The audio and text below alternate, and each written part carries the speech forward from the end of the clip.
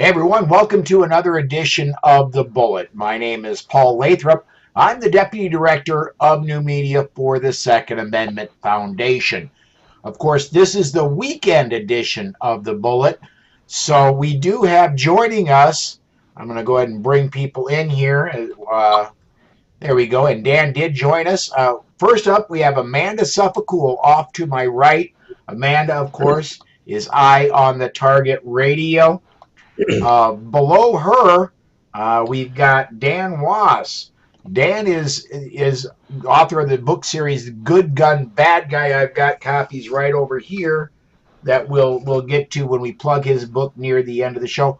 Also, he's the Loaded Mic radio program.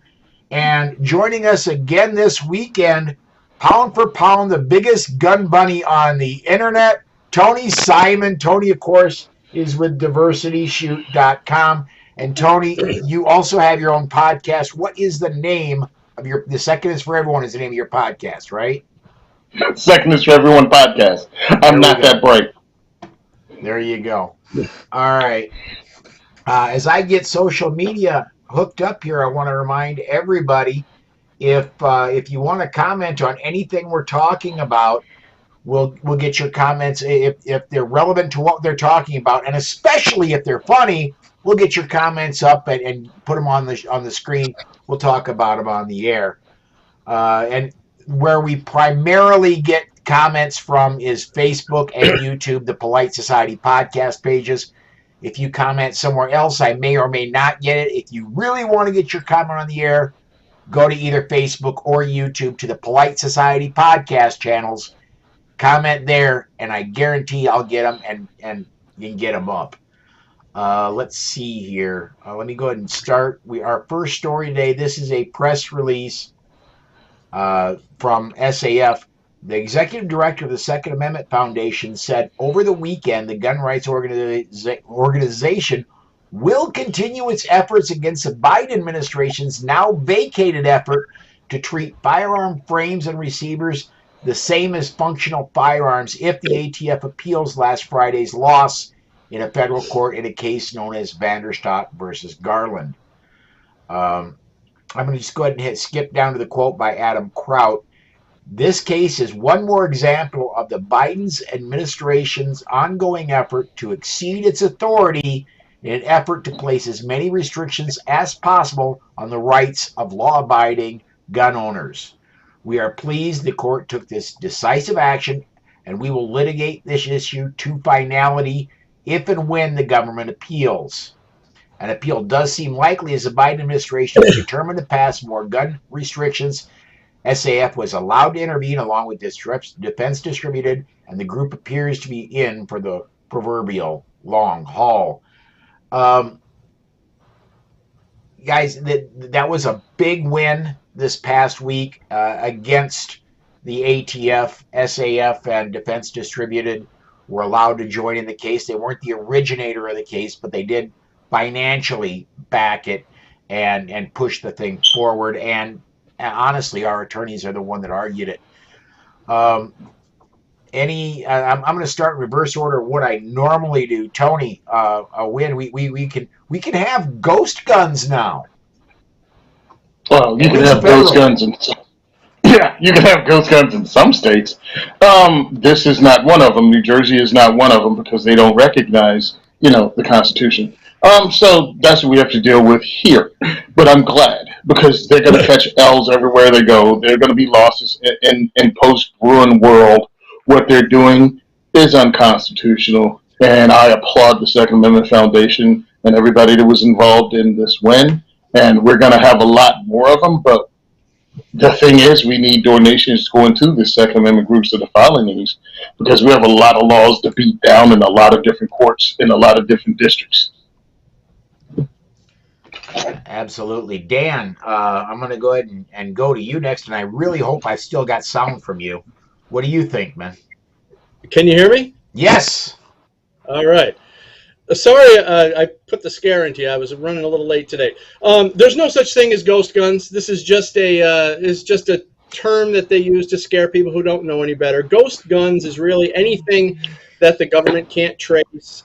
They use the ATF to do their bidding, and the ATF is losing left and right. They can't make laws, and essentially what they do when they change the rules, they're they're turning good people into felons. So essentially, they're changing the laws, and so they're not going to get away with it. They're going to appeal as they always do, just like they did with pistol braces and everything else.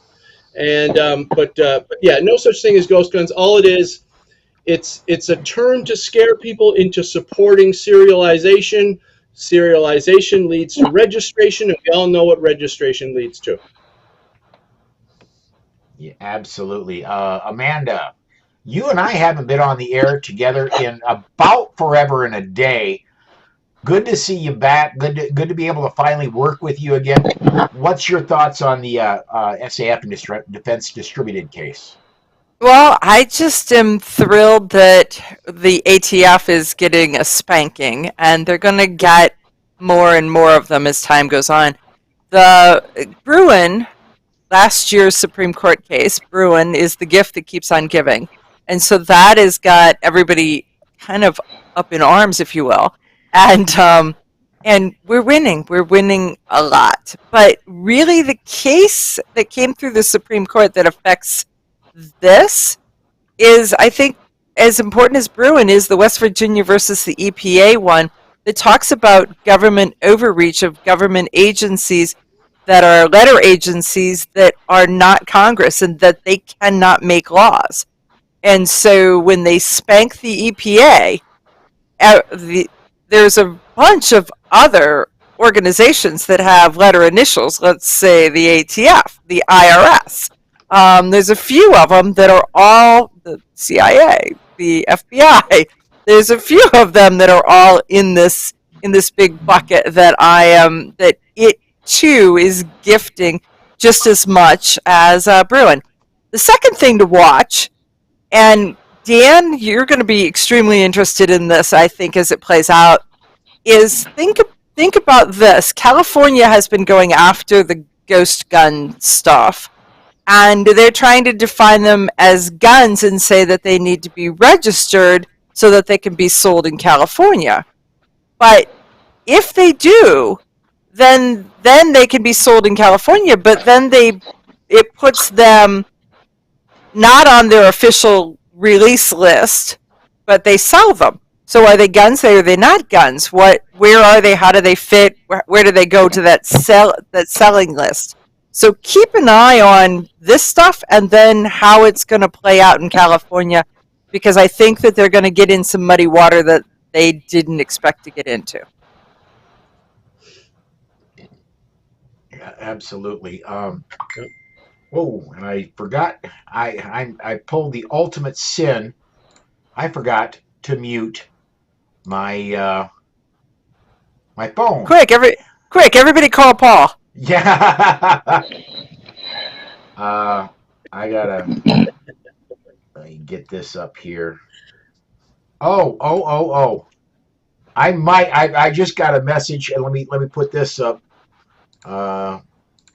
We've got a comment from Charlie Cook. Greetings from the stagecoach. I just got a picture, and I've got proof he's not in the stagecoach. And I'll see if I can maybe get that. We'll just call him the back seat buddy. Yeah, the last time we saw Charlie, he was in the back seat. That's going to be a classic. I think it should be Petrolino's Christmas card.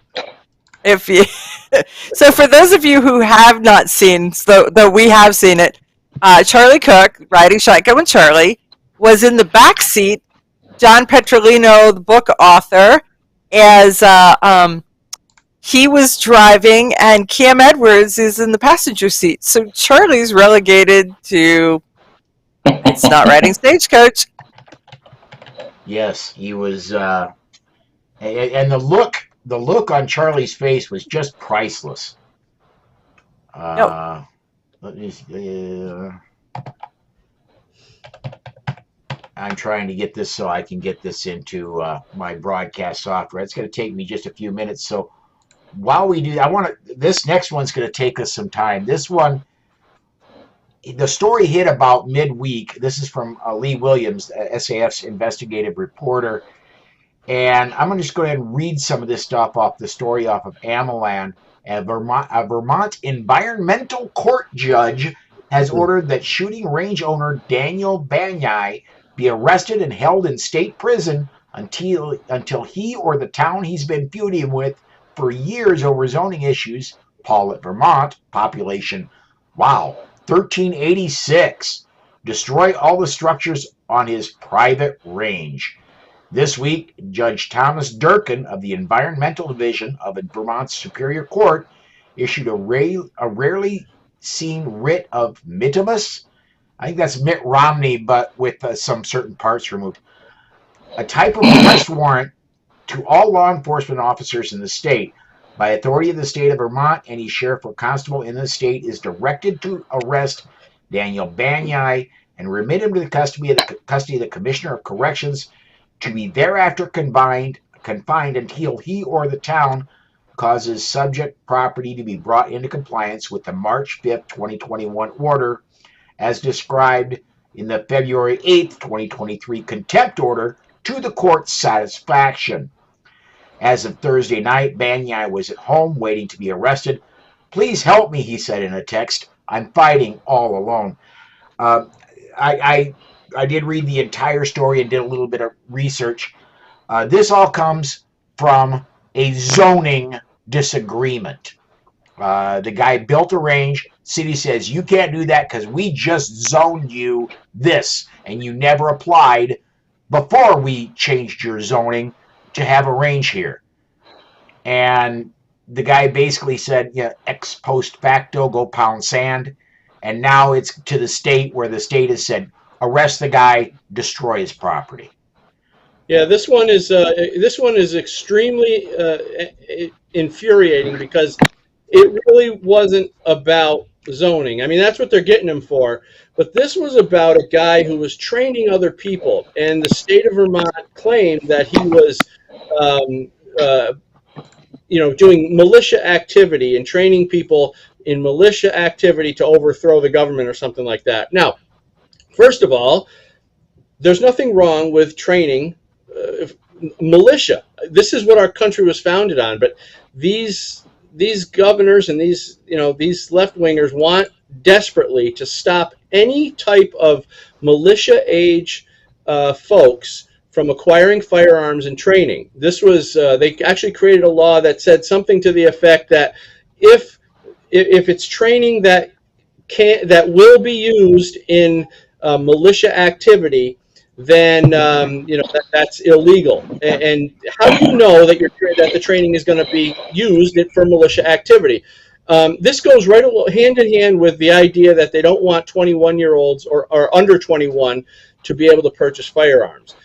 We're starting to see a lot of this push for militia-age folks being banned or restricted from firearm use. I mean, and when you think about it, you go back to the Revolutionary War. The people who fought in the Revolutionary War were young. They were 16 years old or even younger than that, and they were carrying guns, fighting for our country, fighting for our freedom. This is what the Democrats don't want. So they use this zoning issue, I believe, as just a way of getting this guy to take care of him and put him in jail.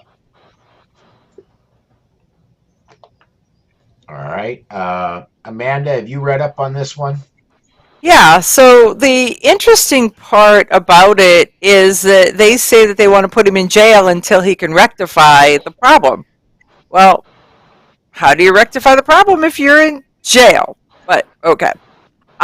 He says that he had permits to build the buildings that are on the property. The city says that he only has a permit for a garage and an apartment. And so that's the interesting part, is that if they've got him in jail, or as they have him in jail, and someone else goes and tears down his property, and if he indeed has the permits for this, he's going to be a very rich man. Yeah, and the lawsuit he's filed is against the state of Vermont, including the governor, the mayor of the town, the city council, and various unnamed John and Jane Does. Um, and he wants all of that and then some. He wants the basically the value of his property multiplied, and I hope he gets it. Mm-hmm. Mm-hmm. Yeah, this sounds like freedom and unity, right? That's their state motto. Shut up. So they unified to shut down a guy. They didn't want him to be able to have the range, and then they took it a step up because it's one of those be careful what you ask for. You use the zoning law, and then this guy attacks the Second Amendment and pretty much tries to shut down every range in the state over a zoning dispute. Think about that. So when you go to these officials, oh, because we want to shut down this guy's range, we don't like him. Well, congratulations, because that's what this is, right? This shuts down every range in the state if this law passes. This bill becomes law. And this is some hometown hick, backwoods, 1,300 people in the town want to shut one dude down because he built more than a garage? And he's training people in his home. And Vermont loves to talk about their history in the Revolutionary War, but really, if these laws were to pass, this guy would have shut down every range and any ability of those militias to actually fight the British. So this is what we're dealing with. Be careful what you ask for. These people are about taking freedom and about control. And they will use anything to do it. You're going to lock this dude up because of a zoning law. Where else does that happen? Oh, yeah, in other small towns where people have way too much power. I hope they get shut down. This guy becomes a multimillionaire and opens up SIG Academy 2. I think that the interesting part, if I were an investigative journalist, I would start looking at who lives within sound distance of him and where are they in the government. Yes. Because it started as a noise ordinance issue. Yeah, and I just wrote an article about this in Ammo Land if people want to check it out. But what happened was Vermont Governor Phil Scott recently signed legislation banning paramilitary or militia activity. And the law prohibits a person from teaching, training, or demonstrating to anyone else the use, application, or making of a firearm, explosive, or incendiary device capable of causing injury or death that will be used in or in furtherance of a civil disorder. It also bans a person from assembling with others for such training, instruction, or practice. And violators could face up to 5 years in prison, $50,000 fine, or both.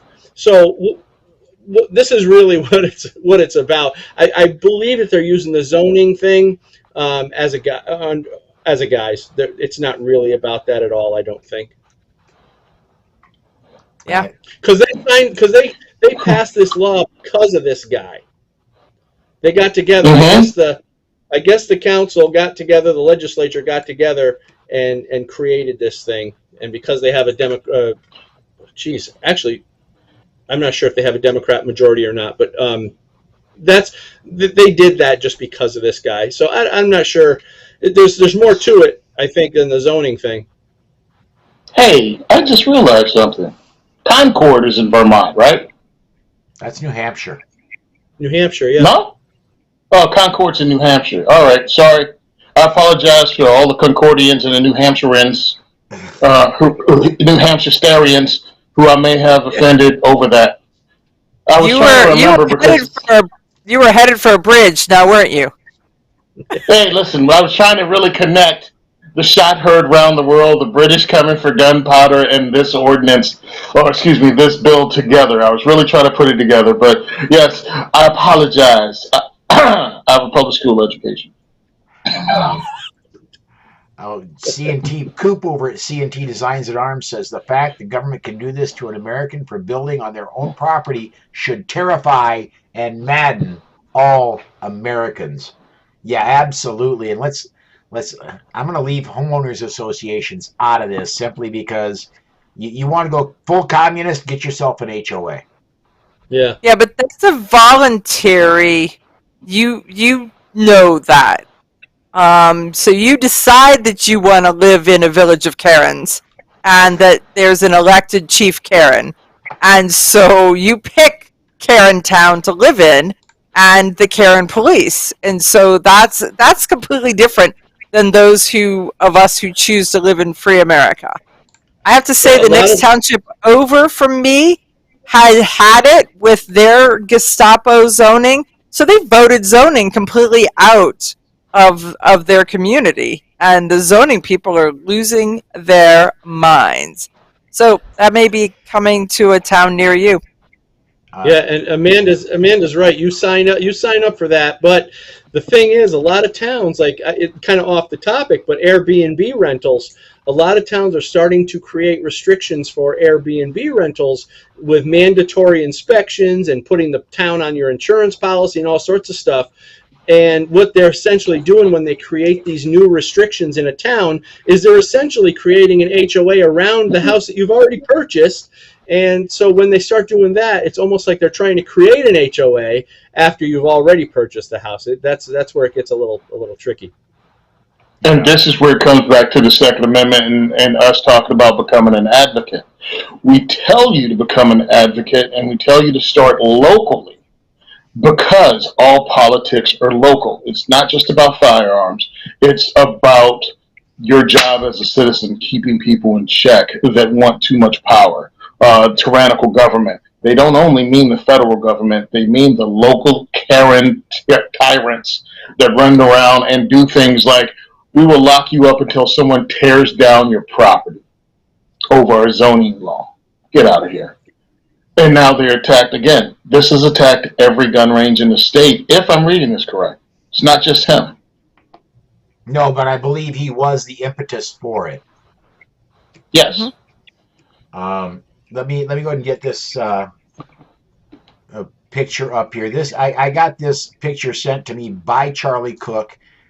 Proof that he and John Petrolino are not in the Stagecoach. They're at, it looks like a tavern somewhere.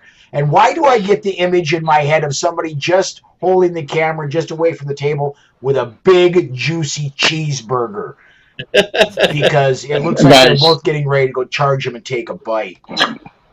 So does that mean that are they watching us? Is that what's going on there? I would have to really blow that image up and look at that phone very closely. Yeah, that's what they're inferring. Yes. It could be Pornhub on the phone. I don't know. Anyway, my whole thing is not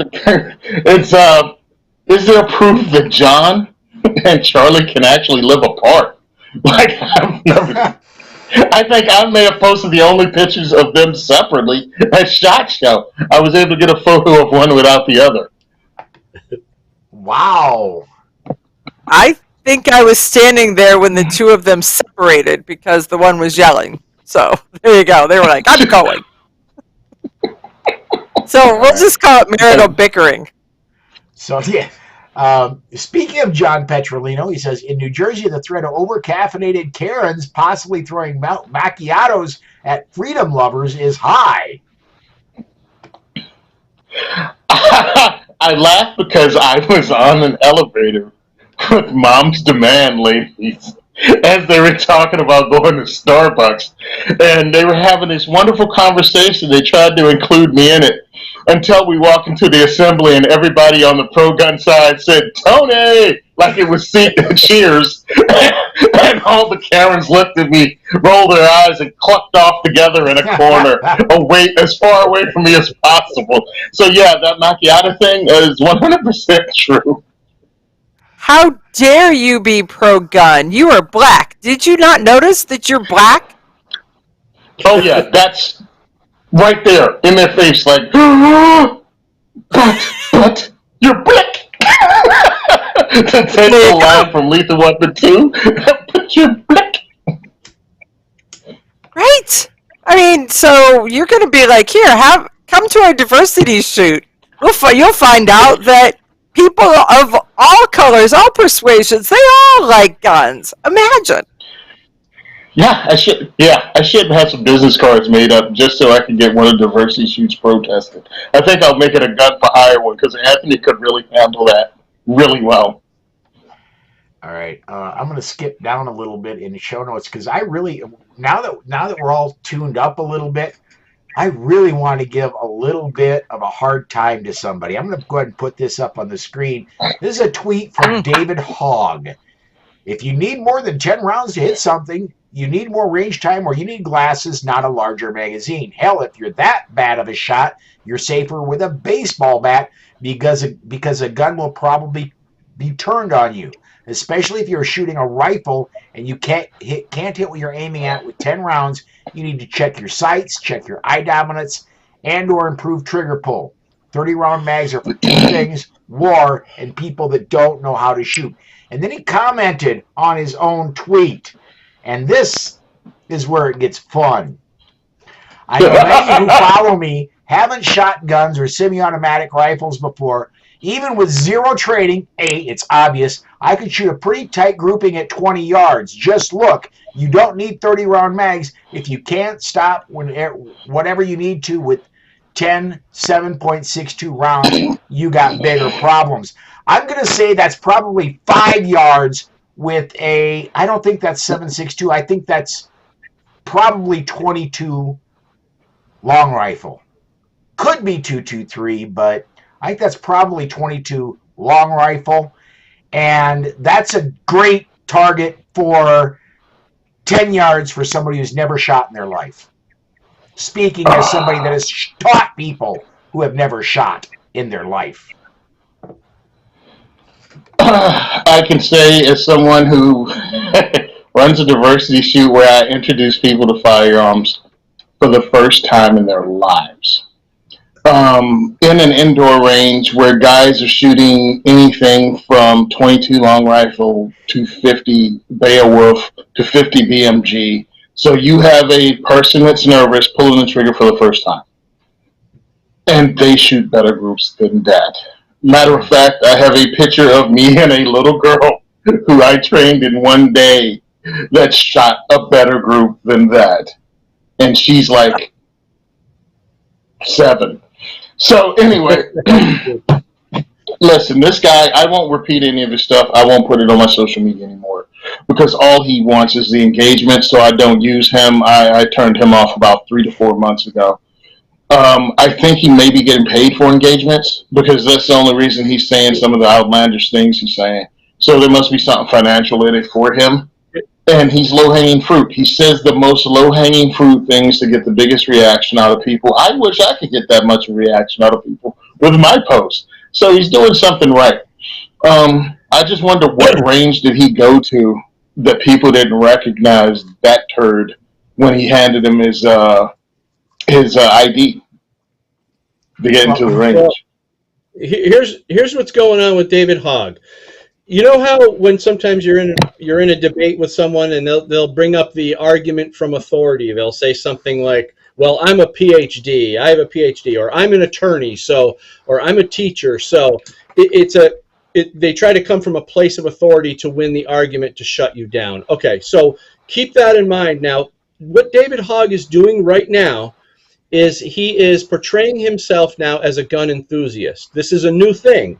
He's going to the range, he's showing you his targets, and he's doing all this stuff because he's trying to set himself up so he can speak from a place of authority. So now he can speak on behalf of gun owners because now he is one. And the left is going to embrace that, and they're going to say, well, David Hogg, he's a sport shooter, and he's all this stuff. What it's really doing, I think, is to give him the credibility of being a gun owner so he can argue against the Second Amendment. They tried this with, who's the guy from Gun Violence Archive? Bryant. I forget his name. They tried it with him, but unfortunately he's too old and white. So now they're trying it with this little wokester, David Hogg, and they're basically just trying to give him credibility so he can argue against the Second Amendment. Mark my words, and we'll see how this plays out. The only problem is he's starting to talk about the dangers of lead ammo, and he's starting to talk about all the dangers and all this stuff. He didn't give it enough time to establish himself and build credibility as a gun owner. He's already jumping in and starting to bash the Second Amendment while he's pretending to be a gun enthusiast. This is all a big fraud, and I guarantee it, and you can watch it within the next few months to a year, you'll watch it play out. I would not be surprised if David Hogg went and sent his little sister, if he has one, to the range and then stole her target. That would not shock me at all. This kid knows a little bit less than nothing about firearms, and what gets me about this. Let me go up to the quote here again, where he tries to use these fancy terms that he heard once. I think he actually listened to Tom Gresham once. You need to check your sights, check your eye dominance. I just about guarantee he has no clue what that is, or improve trigger pull. Again, he wouldn't know pulling a trigger of an AR from pulling the trigger on a student loan. Although he didn't have to do that because they just gave him entrance into Harvard. So I think that he took an online NRA course. Just because who else proposes eye dominance in the early stages of something, right? I mean, there is that. Dan, I have to say that I think you're spot on. You have an ability to connect the dots and to watch the news and to kind of know what they're going to do before they do it in a way that I have not seen anybody else do, and I am in awe of you. And so I will be marking your words and watching that space, because I think you're spot on. Well, thank you, Amanda. And it just seems obvious to me whenever you see somebody like this who is not a gun owner all of a sudden becoming one. It's pretty obvious to me that he's really just trying to build credibility. I appreciate those kind words, Amanda, and you're doing a fantastic job as well. So, but yeah, let's see what happens. All right, John Petrolino checking in again. If we collect enough dollars, we could probably make David Pro 2A. Just saying. That would be, I think you need to buy him lunch and maybe take him out to a movie. A Disney movie. Yes. I would just laugh because on his little faux journey that he's taken to become this expert, that he freaking falls in love with it and wakes up and it's like, I've screwed everything up. I was wrong about everything, and just flips it. It would be hilarious. Like that becomes his new passion, and he just becomes the most stout Second Amendment advocate. Well, here's another thing.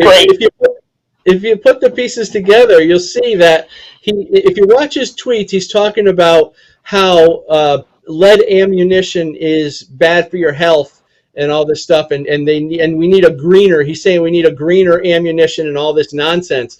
And if you just line that up with what they're pushing for legislation, they've been trying to push for a ban on lead ammo, and David Hogg is tightly in the March for Our Lives group. He's involved with them, and he's still doing their propaganda and doing their stuff. So this is a big scam, and unfortunately they're using him. David Hogg is just a tool in their toolbox. He is a clown. He's a child. Oh, he's a tool, all right.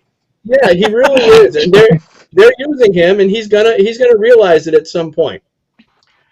Another one from Coop over at C&T Designs and Arms. He says, because all attackers are going to stand still, not bring friends, and no matter where you hit your attacker, they stop.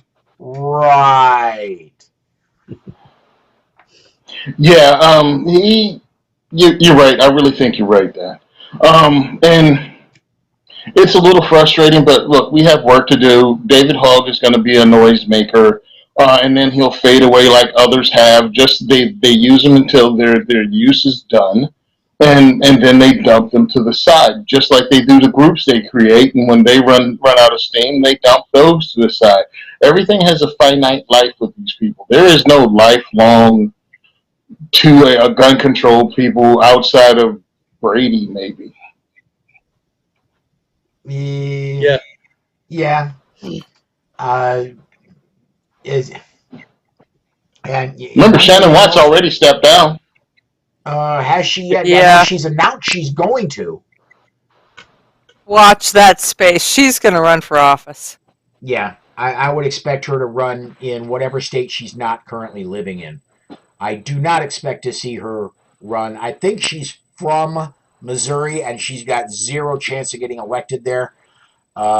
She lived in Colorado for a while. Maybe she'll go there, but I think the Northeast, you're going to get her renting a vacation home up there for a weekend, and then all of a sudden she's going to be the next senator from Vermont or New Hampshire or Massachusetts or I want to get one more story in here, and we may run short tonight. FBI gun sales over 1 million for 47 months straight. And for those of you who are a little bit math challenged, that's just shy of 4 years. Americans celebrated their Second Amendment rights over 1 million times in June, the 47th straight month of record-setting gun sales. According to the FBI, background checks for gun purchases passed 1 million last month. The National Shooting Sports Foundation, the industry representative, said that 2.152 million background checks last month, 1,110,000 were likely for gun purchases and transfers, the rest being for carry and other security permits. June marks the 47th month in a row that has exceeded 1 million adjusted background checks in a single month, said the group.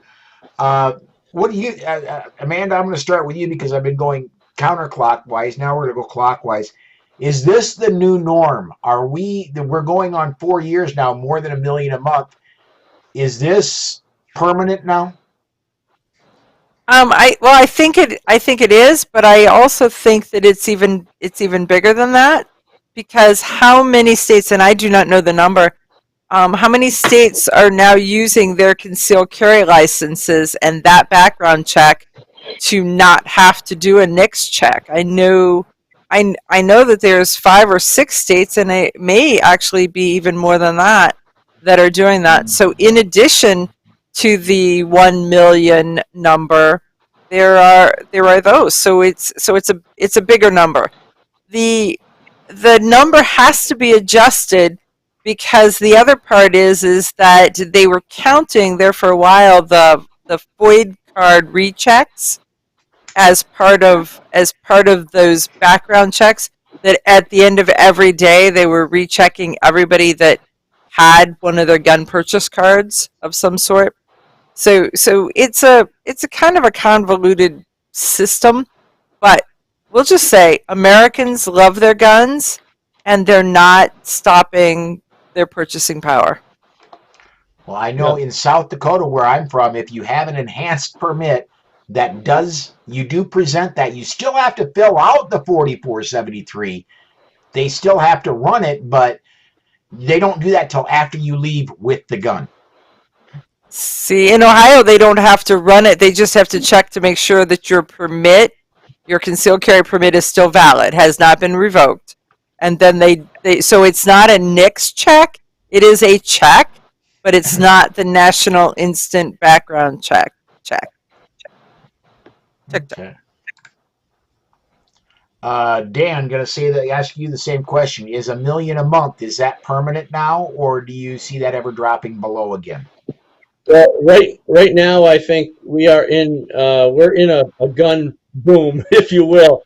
It was a band called Twisted Sister from, I think, Long Island, New York. You might remember Twisted Sister. They wrote a song called "You Can't Stop Rock and Roll." Well, in America, you can't stop the Second Amendment, and we're willing to fight for it. So bring it on, I guess. Gun sales are going to continue to go up, and the anti-gun legislatures are going to continue to try and discourage us, but we're going to continue to fight against it. This is something that's in our blood. The Second Amendment, gun rights and gun ownership is in our blood. It's part of how we became free. It is how we became free. We're not giving that up. It's only going to increase. And if you remember, during the left-wing riots of 2020, gun sales skyrocketed, and they were happening in those cities that were under attack. So you gotta, and there was a lot of first-time gun purchasers and people going for their background check for the very first time. That's because you had potentially left-wingers who were saying, "Wait a minute, this violence is scary. I want to be able to protect myself too. These conservatives all have guns. Well, I want to have them too." And so they were buying guns like crazy, and it's not going to stop. It's going to continue. Thank God for Justice Clarence Thomas and his opinion in the Bruin decision that included historical tradition. That's a huge win. I think Amanda mentioned it. That's the gift that's going to keep on giving, and gun ownership is going to continue to rise. All right, Tony, your turn, man. Is it permanent now? 1 million guns a month?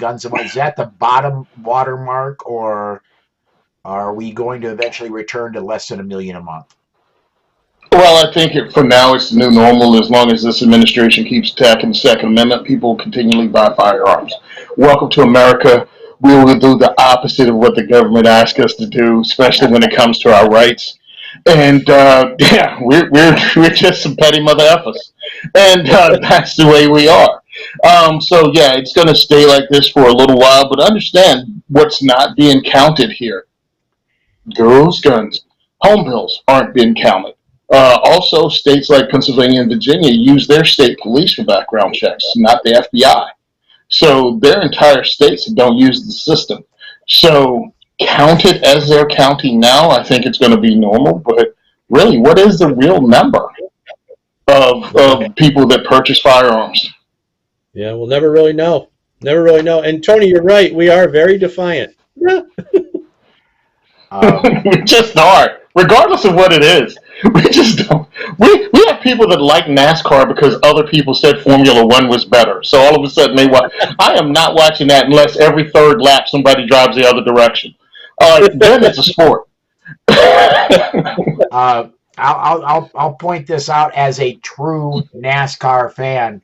There are very few sports where you legitimately risk your life every time you enter the sport. NASCAR is one of them. Auto racing, in particular, is one of them. C&T Designs and Arms says those numbers don't count. It's echoing what you said. Tony, don't count guns that people have built at home from 80% frames or 3D printing. Or he brings up one more. If multiple guns sold at the same time, if I go down and buy a handgun and a shotgun, I fill out $144.73. If I go buy, let's talk about that for a second. Yeah.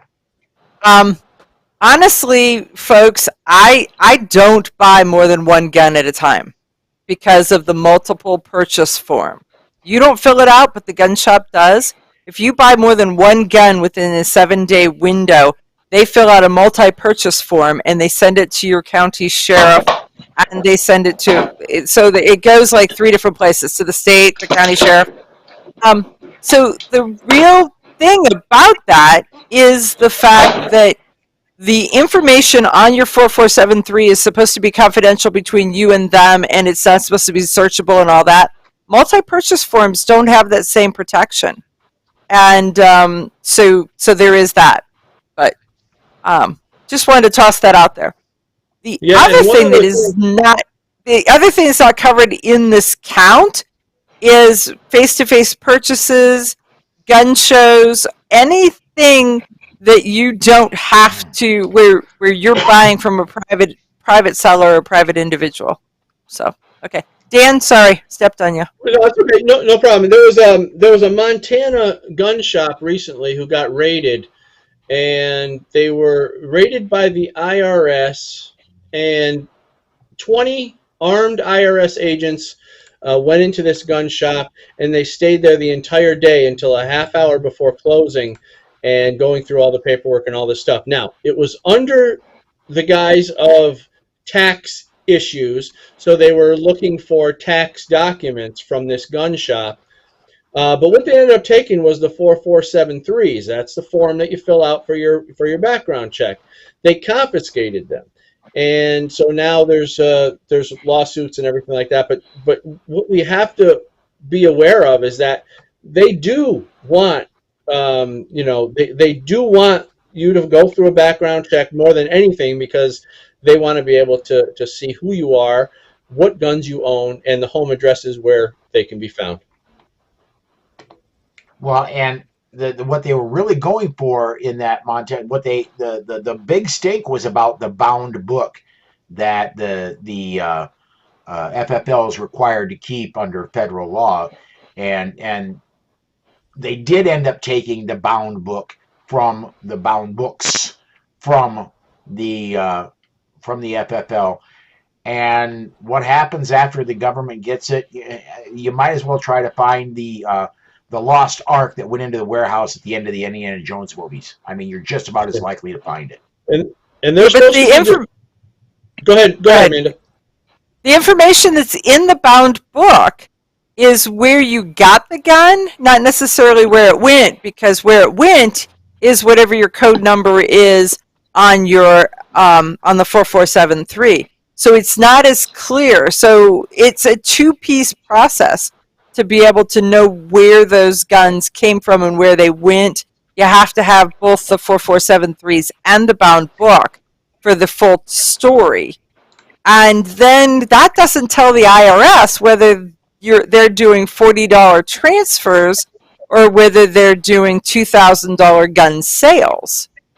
That information is not recorded in the bound book nor on the 4473. Dan? But Discover Card will have that information, and when Discover Card is subpoenaed for the receipts, they'll know. That's the other angle. Right. Let me get this one. I have one word to say. Go tell 3D printer go brrr. That's all. Just saying. Go gadget printer.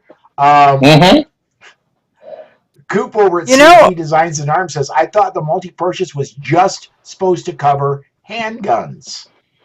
And I could be wrong, because it's been a while since I had a gun shop. 2016 we had an auction. So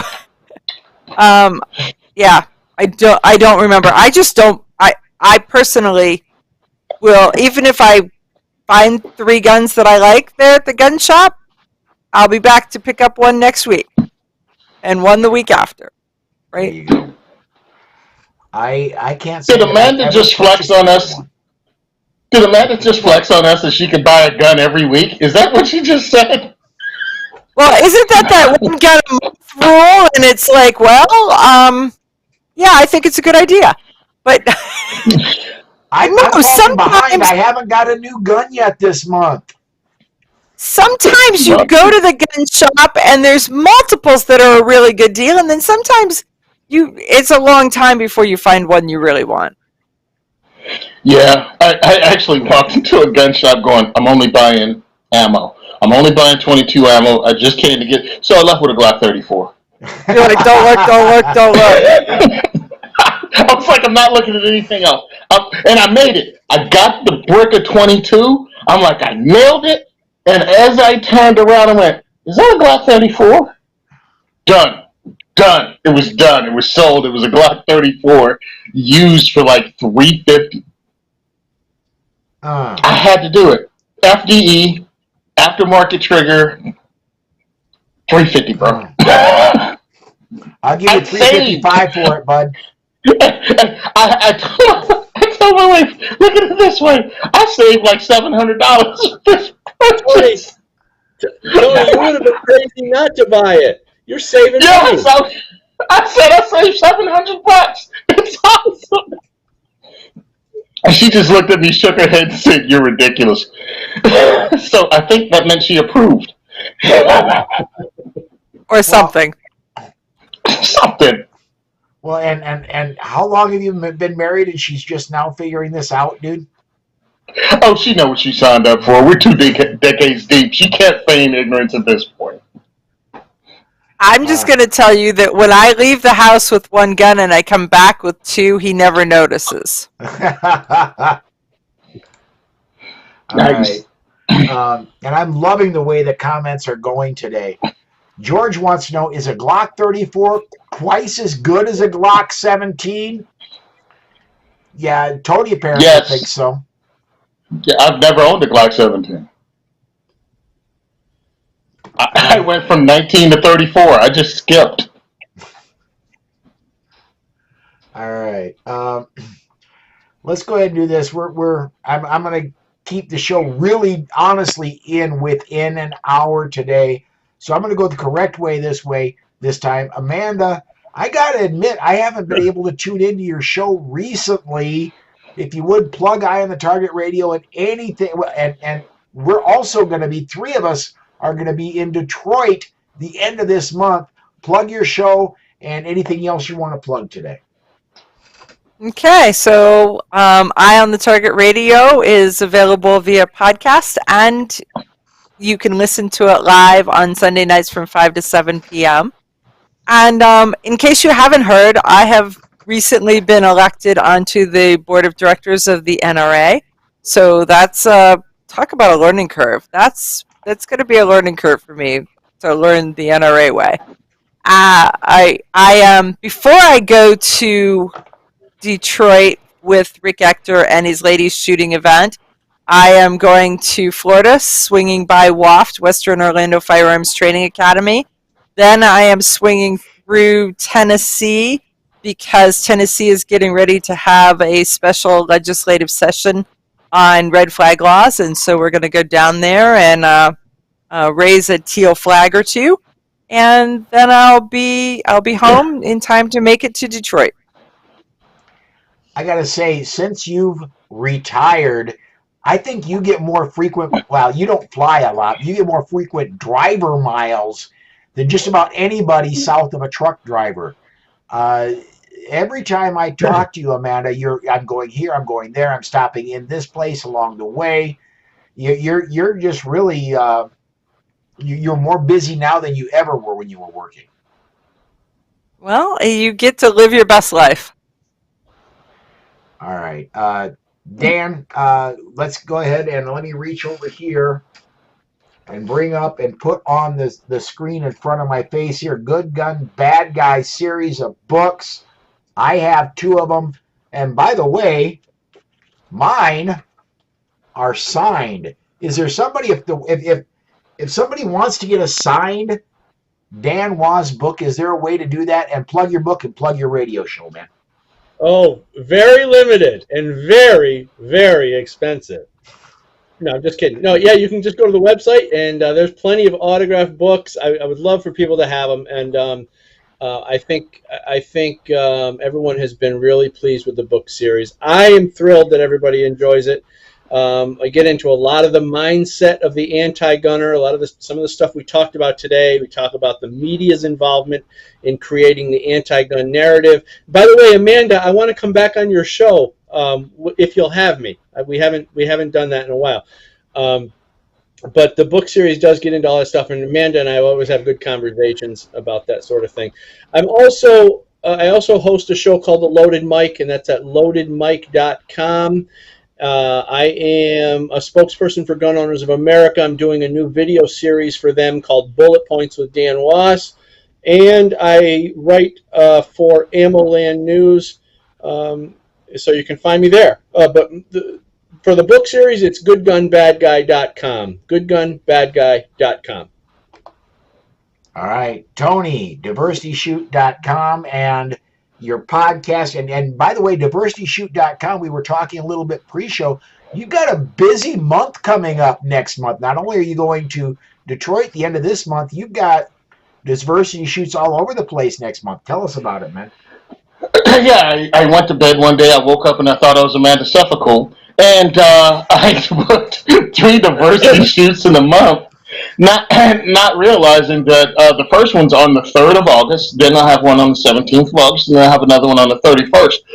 But what I didn't account was I'm going to be with Rick Actor on the 29th, 30th, 31st, and then I'll be back to Jersey and I'll host the diversity shoot 2 days later. What is wrong with Amanda? She made me do it. So yes, I have the Second is for Everyone podcast, and it's fun. I've recorded 2.5 shows. I really have to put them out. The only thing I'm doing is making commercials because I have an ammo sponsor now, Ammo Lab, which was a friend of John Petrolino's. He hooked me up with a SHOT Show, and he was like, "John told me about the work you're doing. I think it's great. Here's some ammo. Call me when you need more." Handshake deal, and that was awesome because it's allowed me to have a ton of stress taken off my back because my guys, we hosted Diversity Shoot 2 weeks in a row. Do you understand what that would be like if you had to pull all that ammo out of your pocket personally? I do, and it was stressing a brother out. So thank you for companies like that and for the people that have donated. So diversityshoot.com if you want to help us with our mission. Yes, I'm going to be driving to Detroit City, baby. And I hope to not only help train these 1,000 women, but create a relationship with myself and the 2 ranges we're using to host diversity shoots there in 2024. I'm also going to be speaking at GRPC, is that how to say that? Gun Rights Policy Conference in Phoenix. And while I'm there, I'm going to be doing the same thing, trying to come out, meet the people that I met there when I was in February when I spoke at the Second Amendment rally, trying to establish a relationship with the Rangers there. So next year in February, I can host diversity shoots in Phoenix, Arizona. So my whole thing is I'm traveling around the country with a purpose, which is establish diversity shoots in multiple states because we need it. If we're buying guns at $1 million a month, we need to buy it $2 million a month and get these people to be advocates first. Right after their purchase, they go, "Hey, I want to hold on to this. How do I do it?" Come to a diversity shoot. Now, introduce you to the Second Amendment advocacy groups that do the fighting in your state, and we get it started that way. That's awesome. I gotta say though, you said you're gonna train 1,000 people to shoot when you're in Detroit. Dude, there's only expected to be 1,500 people. Leave a few ladies for the rest of us. Nice. I'm doing my part. Again, I want to be like Amanda. I want to be like Amanda Suffecool when I grow up. All right, folks, that is going to wrap it up for us on my part.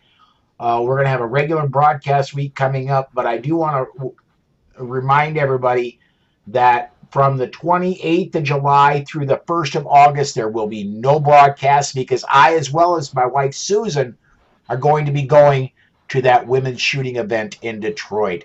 A lot of us trainers are going to be there. And ladies, if you can get to Detroit and you're curious about firearms, the ammo's free, the shooting is free. You've got a instructor right beside you to make sure you and everybody else are safe. It's a fun time. Come join us in Detroit. That's going to do it for us today. Thanks again, everybody, for watching. Podcast listeners, thanks for listening. And we'll be back Monday night for the Polite Society podcast. Catch you next time.